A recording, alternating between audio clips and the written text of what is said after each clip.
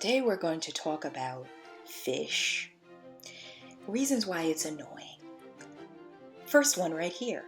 You gotta decide whether it's wild caught or from a farm, and there's a whole politics with getting the right type of fish.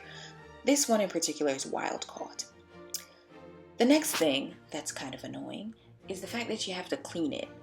Now, when I'm doing vegetables, cooking vegetables, beans, or whatever, I don't always have to clean it to prevent salmonella or whatever type of nilla, but I clean it with lemon juice and vinegar and wash it off when I get it to make sure that it's proper, I imagine, well, people do the same thing with meat, not I imagine. It happens with meat. Of course, I don't cook it, but yes, that's another annoying thing about fish.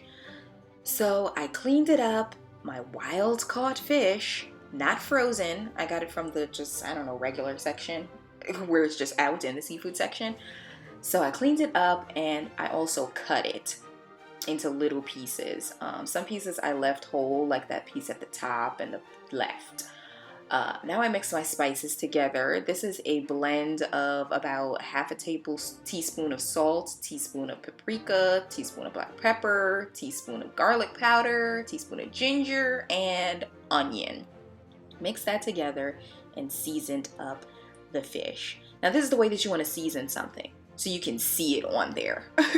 I put that in the fridge, and hours later, I got breadcrumbs and flour together. This is what I did with my mommy. Last time I visited her, we did this with catfish and chicken wings.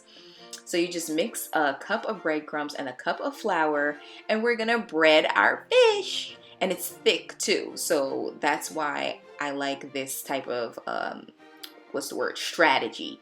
If it was something thin like tilapia or flounder, I think it wouldn't have the same effect, but the fact that it's a thick fish, this is really good to coat it like this. And of course, you just shake it up in the bag to get everything all over it.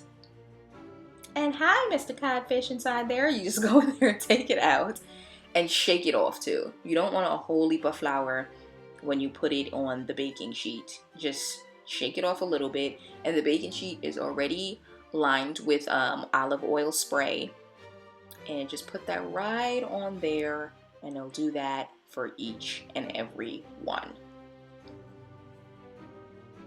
So there it is, all pretty. See, those pieces are kind of thinner than these pieces on this tray, but that's okay. That's all right. Same strategy. So meanwhile, that's in the oven. Have sweet potatoes that I'm boiling and green beans I'm sauteing with garlic.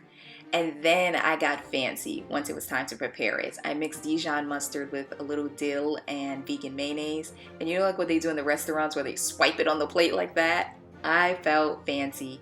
So I did that. And then I put the fish on top. It was in the oven for, I think, 40 minutes on 400 degrees. It was crispy, very crispy, which is good. And the inside is still soft and tender. So there it is with the sides placed on the plate. And the reason why it was 40 minutes, I remember doing this with my mama, as I said before, shout out to mama, with catfish, which is also thick. So it may sound weird to put fish in the oven for that long, but it all worked out. It's beautiful. I had it with some Chardonnay, a little white wine to complement it. Turned out good. And everything worked out so well. The tanginess of the Dijon mustard, the crispiness of the fish, the creaminess of the sweet mashed sweet potatoes, it all complemented each other, and it felt like a fancy dish.